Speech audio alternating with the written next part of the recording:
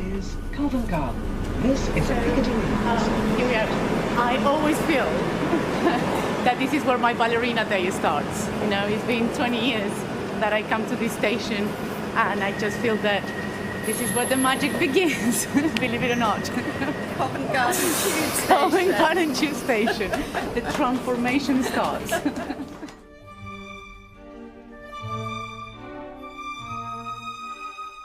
Of course I knew she wouldn't travel in a golden carriage pulled by 6 white horses, but I hadn't imagined Marianela Nunez on the Piccadilly line, nor had I expected someone so down-to-earth, so instantly likeable, to be a principal dancer with the Royal Ballet, one of the greatest ballerinas in the world.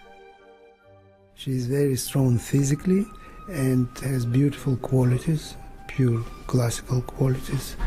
And for her, technique has no limits. Plus, she has very strong personality, charisma, and more spontaneous, enormous force. You even don't understand where it comes from. And that's very exciting to watch for the audience and for professionals as well. What I really notice about Marianela is it is our family. She treats it like her family. She has respect for everyone. She's considerate and courteous to everyone. And I think she's been here for so long, and she came here when she was so young, but you really see that. And it's a pride that she also has. And we all have it, but I think with Nella you really see it because she's more in the public eye, and she's our ballet star.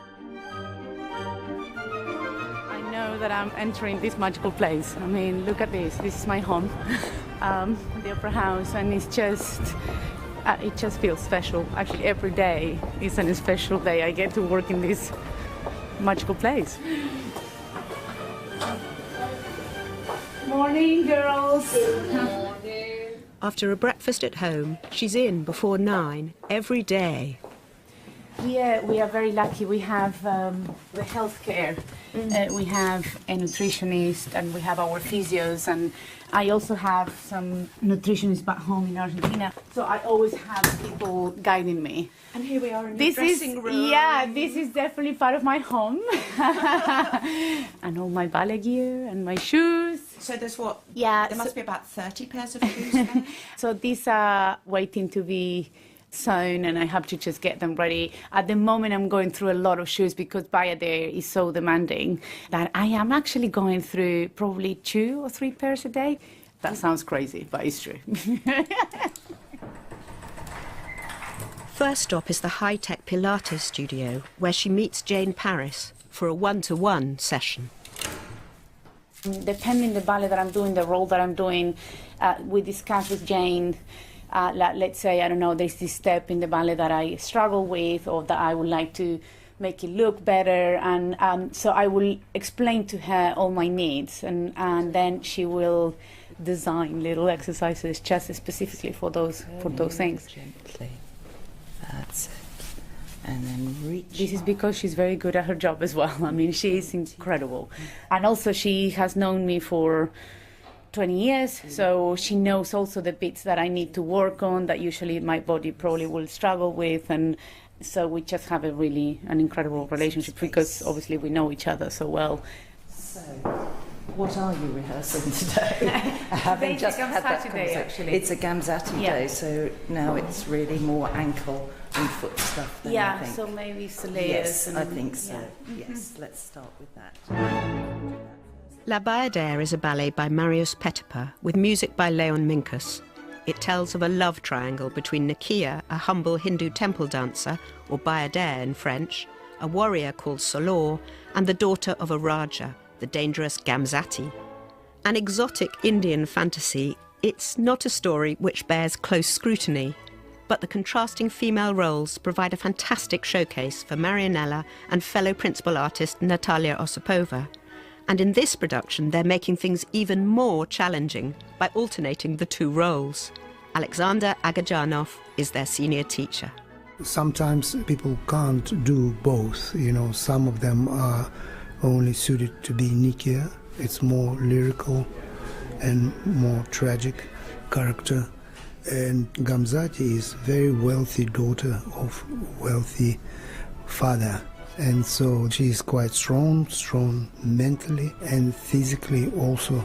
Her dancing is much stronger. But sometimes ballerina can manage to transform their feelings from one role into another. And at the moment we have two like this. It's Marianela Nunez and Natalia Osipova. They both do both parts. These roles are completely different. And there are days I will have vegans at the rehearsal and then an IKEA one during the day. So you have to switch within minutes. But I just love doing that, being two different people within 2 hours. That's great. That's fun. That only can happen in the theatre, Life in the theatre also includes endless waits for the faulty lift. But at last, Marianela arrives in the studio.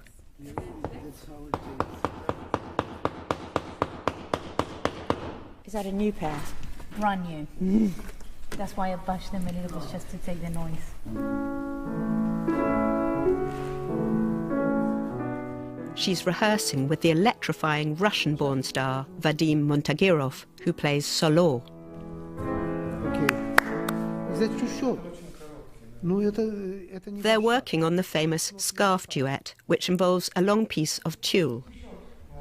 Oh, you have 3 scarves. Yeah, that's right. It should be a scarf. Vadim has been Marianela's partner for some years now, and the warmth between them is palpable. I think very important when you laugh in the studio and also outside of the studio, because being normal and natural is so much easier. If you're a friend with your partner, it's so much easier to act as well, and I think the audience can see that. But this is more than your average laughter.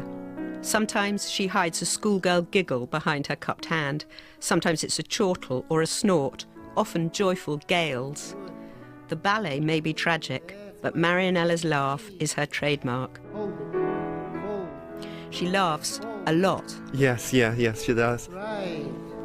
Because sometimes we get into difficult times here in the opera house. Maybe too many ballets to dance, to learn, to rehearse. You get very tired. You work with different teachers, so sometimes it can get a bit tense. But in this profession, it's just you have to enjoy what you're doing. Otherwise, it's not worth it. Stay.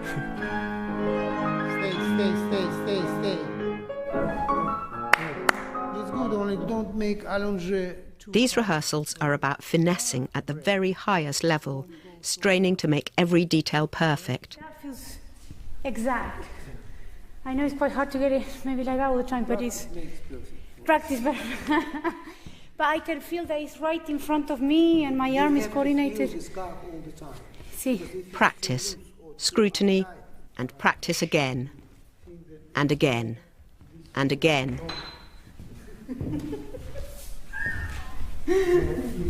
It's not just the dancing. Kate from wardrobe has come down to make precise changes to the length of the scarf. Okay. And then accelerate. Fine. Okay. Now, well, wedding. We use... Every centimetre counts. The Act 3 one is 6 metres 20, but we have a record that at one point the Act 2 one was 6 metres. So it's only 20 centimetre difference from what it was at one point before. Right. And now what is it? 4 metres 75 for the Act 2 one, which is quite a bit shorter than it was at one point.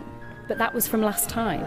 So people have got used to different things over the years, I think. Maybe that's what it is. We'll see how we get on with the full call then, and we'll let you know. But so we'll get some new ones made. Use the third one for sure. Okay, thanks, Nella. We'll go and we'll see. We'll have a team meeting re-scarves. No, and I would like to hear what other girls say. Yeah. We'll see what Sarah thinks of this one. Thank you, Anna. No, thank you. So easy to we call him Vadrim instead of Vadim. Vadrim. He's very good. He absolutely is.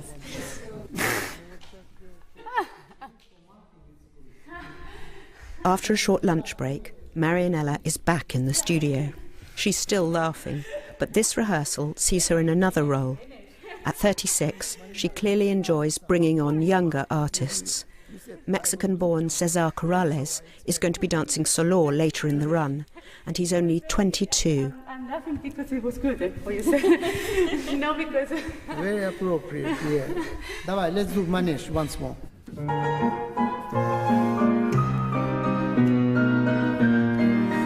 only 22. Can you believe? Amazing.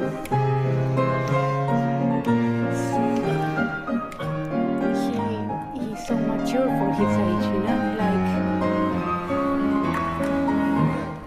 Each time you and you incredible. there. So you're slightly Such passion and strength. Yeah, it comes through, no? just place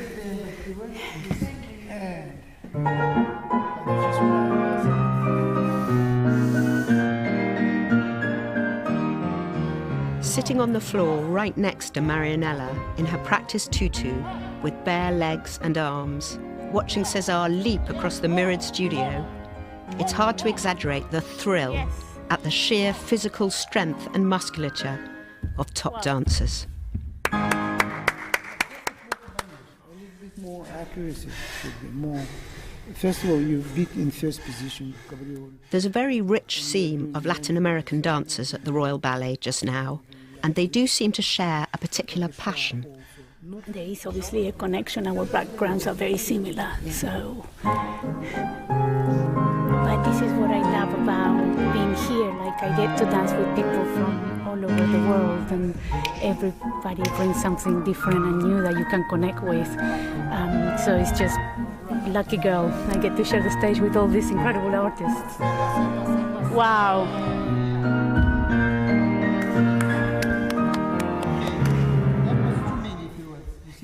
Of course, it reminds me of myself at that age, you know, like with all that power and all that energy, and it's just incredible. And of course, then obviously as the years go past, you use all that energy and all that talent, and you know how to probably pace it a little more, and that comes with maturity, knowledge, you know, and being on the stage all those years. It's scarcely a week before the opening. Oh, yes. We can feel the tension. How does an artist like you, an experienced artist, feel a week away from a grand opening? I get more nervous now than I did when I was younger. I think it's because probably you know a little more and you have a little bit more pressure, but thank God I love those things. I think I work better under pressure, and I'm hungry for it. And of course, a week before I can start to feel the butterflies in my stomach, but it's in a good way. And as I said, it's those things are actually what keeps me wanting to improve and wanting to get better. Those nerves is really what, you know, makes it happen, really. Is there a word for butterflies in your tummy in Spanish? En Argentina decimos, we say, tengo cosquillitas en la panza, cosquillas en la panza. With preparations for the opening night now in full swing, I meet the Royal Ballet's director, Kevin O'Hare, in the vast backstage area. Well, it's interesting bringing La Bayadere back. The last time we did it, I was new as director in the company, and Natalia Makarova, whose production it is, did say to me her ideal cast would be Marianela as Nakia and Natalia Osipova as Gamzati. And so when I decided to bring it back into the repertoire, I did ring her up and say, well, I've got your ideal cast now. And then we talked about it, and we thought it would be wonderful for them to swap roles as well. Both of them have done both roles, and both of them can bring something very special. One of the things that really interests me is she's both very Argentinian and very Royal Ballet, if you like. Do you feel that in each of your principals you get a particular quality of their kind of home nation, as you like, and something that is quintessentially Royal Ballet? To see the pure classicism of her dancing and the subtlety of it, but then Marianela has this spirit and fire which we maybe would consider to be more Argentinian than British. On top of that, it means so much artistically and dramatically. Well, this is home. This is my neighborhood, and this is where everything started. Every summer, Marianela returns to San Martin, the modest suburb outside Buenos Aires where she grew up, the daughter of a former police officer and stay-at-home mother, an only girl with 3 older brothers. She's here to see her fiancé Alejandro, but also to participate in an annual gala which brings ballet free to a local audience of 8,000 and raises funds for good causes. The small girls whose ballet class she sits in on are excited, but so is her father, Norberto. como que haya llegado Marianela desde San Martín hasta donde se encuentra hoy en el Royal Ballet en Londres. He shared his pride in Marianela having come from San Martin and getting to the Royal Ballet, of her fulfilling a dream that she held since she was a little girl. She started dancing at 3 and by 5 years old had settled on classical ballet. And he stressed also that it all happened because of her talent, because of the sacrifices she made along the way, because of her fight to get there and the great care she put into it. For the physiotherapist Carolina Constantine, there's that same pride in Marianela's return home. She explains that it was in San Martin that Marianela took her first dance steps. And now to be able to look after her and her needs has no price. It's a total source of pride. To see her in Argentina coming back to her roots, not any artist would do that, and so we're very grateful to her here. But the most moving tribute comes from a young dancer. I'm a big fan of the Royal Ballet, so having an Argentinian icon as a principal dancer there is amazing, because that makes me feel like one day I can achieve that dream of dancing in like a really important company. For example, I'm from the south of Argentina, and even though I grew up in a little town with like really humble parents, I'm here dancing, and now I'm dancing to Marianela Nunez, so that's amazing. And why such a fan of the Royal Ballet? They emphasize on the muscle, like the stamina. I feel like we're kind of back in the time in Argentina, focusing on being thin or not eating, and looking at her in the pictures with all her muscles, all of her definition and her power when you see her in the videos. It's the passion that defines her. It's the passion that defines her. There's a particular tradition in ballet of dancers passing their knowledge down through the generations. This production of La Bayadère is by Natalia Makarova, who learned it in her Russian youth and is now handing it on to Marianela in the studio today. Wow, I feel that is a big present for my career to be working with her. You realize how little you know about what we do. I think everybody feels the same. She's a legend, all her knowledge, and it's just incredible to see her move. There she is. All right. That you will remember, right? Yes. Okay, good.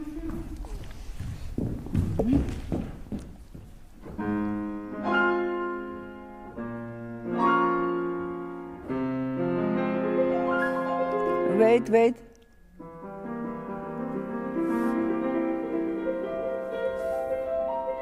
Only now arrive. And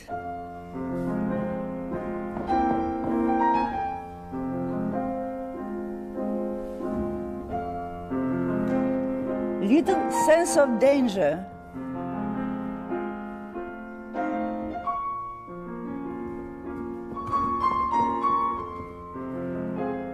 Good. And don't be late. Nice.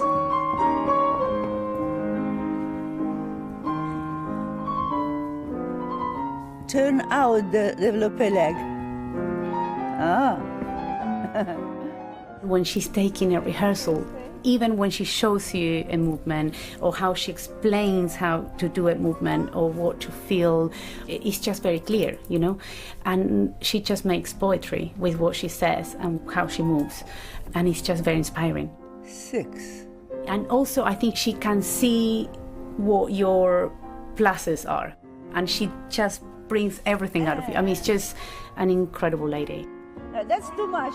There's clearly a mutual respect, but no complacency on Marianela's part. That's why we work for 6 weeks, and I like to be really true to the ballet. Dancers or artists, actually, sometimes we can go wrong thinking, I want to be different and I want to bring something new. Only now, young. Huh? You cannot hear that note. Yeah. Why? I'm too early, no? Yes. Sometimes you're too late, sometimes you're too early. Wait, here.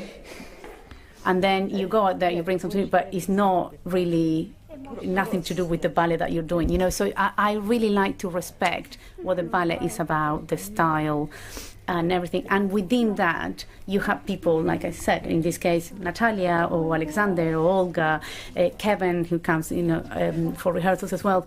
And they make sure that you respect the work and you bring something of yourself, which it will make it look fresh, because obviously we're all different and we can all bring something new. I should hear that because I haven't got it right yet. You have to have these qualities, otherwise you are not a star on the highest level. Each of ballerinas whom I work with, they are very special and they're very, very different, and that's what makes beautiful. I worked with Sylvie Guillem and Altinaya Salmuratova, and so all of those ballerinas have very special of their own, and they can't be compared with anybody. You can see that this is its own brand. Ballerina has her own brand. She doesn't look like anybody else, and if you look like somebody else, it's always a copy is a copy. It's not original. Don't.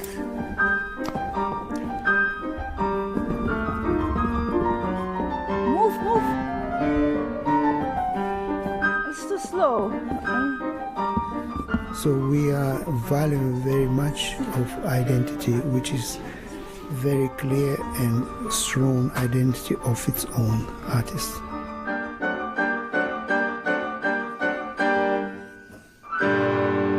Very nice mood, very nice, but slightly late first part. First part. Huh? Okay. What? With that note? With that note, I'm going ahead. You go ahead, yeah. Use the elbow. Ladies and gentlemen, please take your seats. And so it continues until the day of the dress rehearsal in front of an invited audience. La Bayadere is about to commence. Thank you. This is the first time that the company have performed their roles in costume and with an orchestra. In touching distance of the curtain, wardrobe are making last-minute alterations to Vadim's harem pants and jewelled belt. The lighting and sound teams are checking cues. The High Brahmins cohort are replacing their peacock feathers with ostrich. And Marianela's there, her sequin costume covered in a fleece hoodie, warming up alone in a shaft of light, centre stage. But this is just a rehearsal, all preparation for the big night. I like to be very quiet before a show, so I start getting ready really early. So let's say for Bayadere, so if it's a 7:30 show, probably around 4:30 I will start getting ready. We have the best team for, hair and makeup, and the wardrobe people are incredible as well. And then after that, I go upstairs, I do a little bit more of Pilates, and then I start to do my ballet class. But I just like to be quiet, focused, and I like everything tidy. So everything has to be in the right place even before I go on stage. So you were asking me about the transformation, and I feel obviously every day there is a little transformation once you go through that stage door, because of what we were saying, it's such a magical place. But I feel that the real transformation happens obviously before a show. I mean, once I sit here and I start putting that makeup on, I literally start to forget a little bit about Marianela, and then you become the person that you will be for the next 3 hours on the stage. And there is something to do also when you're on the stage and lights on and you see all, I just love theatre in general. It's a different world.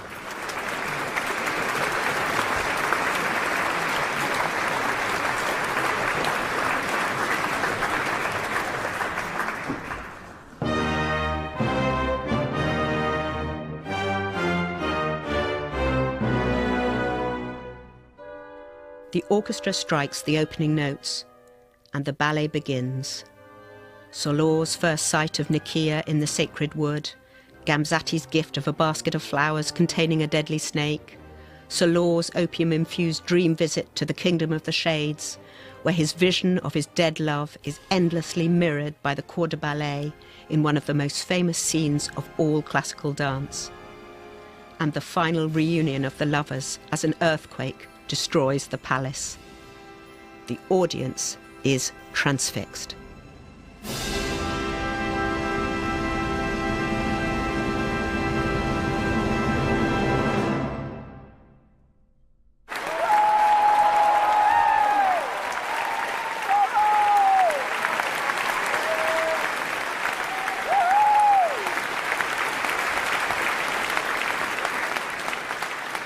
stage after the show, waiting for Marianela, I chat with a member of that perfect corps de ballet, Hannah Grinnell. She's incredible. I don't know how she dealt with that pressure. I mean, you've watched, didn't you? She was superb, absolutely sublime. The pressure to have such a ballerina role on the first night, and Nakia, and these costumes are beautiful, but they're so revealing, and you just see the intricacy of her whole body working, and it's just there. It's beautiful. And here she is. The only thing I'm checking, you said you do the eyes? It's outside. Thank you for that. I left my jacket somewhere, but maybe if we... I'll check. If it's not in my room, I'll come back. Okay. Oh, wow. Her dressing room floor is impassable, literally covered in bouquet after bouquet of pink and white roses. Now I'm ready. So, after this triumphant performance, a chance to relax now? Tomorrow morning, 11:45, I have a rehearsal on Saturday. So I'm enjoying my Nikia moment for a few more hours, and then when I arrive here in the morning, I'll be the baddie. And finally, we travelled in together on the tube from way out on the Piccadilly line. Mm-hmm. How will you go home tonight, and what will you do? Will you be back on the Piccadilly line? I mean, today I have way too many flowers, so maybe I'll take a cab, but usually I do come back home. And even when I have a lot of flowers, if I manage, I like to take the tube, and people ask me, well, is it your birthday? Why do you have so many flowers? And I go along with it. I'm like, yes, it's my birthday. But tonight I think it's going to have to be a cab because there are way too many flowers, and they're beautiful actually. But I get home and, I can't sleep straight away. When a show goes well, you're really excited. And sometimes when a show doesn't go that well, you can't go to sleep either because you're thinking of what you've done wrong or what you could have done better. And so I take time and I arrange all the flowers, and I probably will go to sleep around probably 2:30, 2 o'clock. But there's always class tomorrow morning. Well, before class, there's always Pilates. So 9:30 I have to be here. And then it's class, and then I'm preparing Gansati tomorrow. And we are preparing already for the other triple bill. So life goes on. Yeah.